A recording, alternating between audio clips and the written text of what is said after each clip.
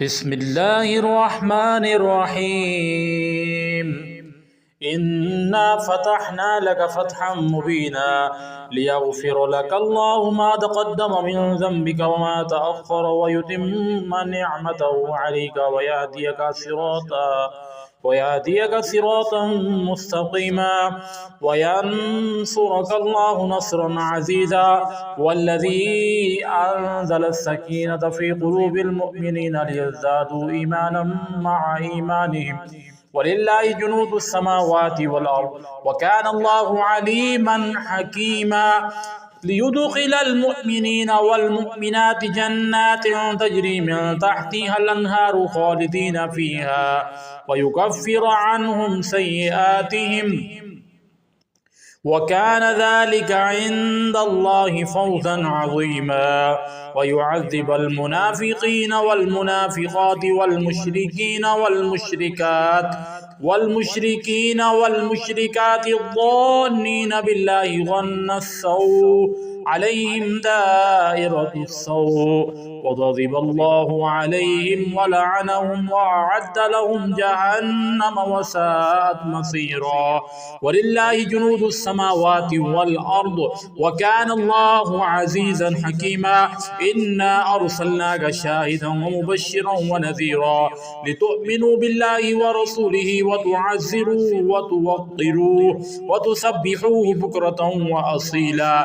إن الذين يبايعونك إنما يبايعون الله يد الله فوق أيديهم ومن نكث فإنما ينكث على نفسه ومن أوفى بما عاهد عليه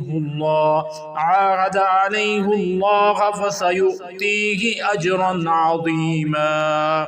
سيقول لك المخلفون من الأعراب شغلتنا أموالنا وأهلنا فاستغفر لنا يقولون بألسنتهم ما ليس في قلوبهم قل فمن يملك لكم من الله شيئا إن أراد بكم ضرا أو أراد بكم نفعا بل كان الله بما تعملون خبيرا. بل ظننتم أن لن ينقلب الرسول والمؤمنون إلى أهلهم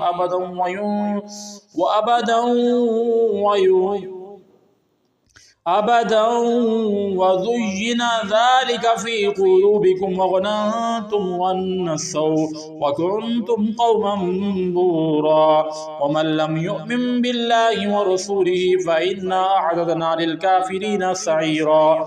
ولله ملك السماوات والأرض يغفر لمن يشاء ويعذب من يشاء وكان الله غفورا رحيما. سيقول لك المخلفون إذا انطلقتم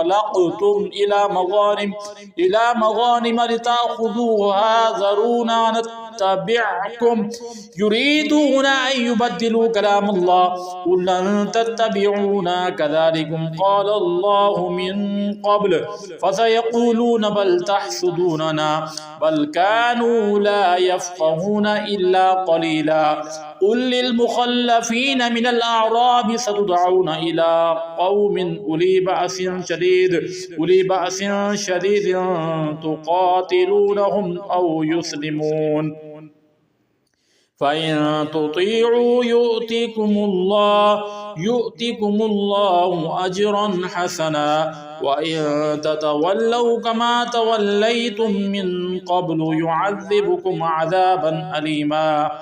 ليس على الأعمى حرج ولا على الأعرج حرج ولا على المريض حرج ومن يطع الله ورسوله يدخله جنات تجري من تحتها الأنهار ومن يتولى يعذبه عذابا أليما. صدق الله العظيم.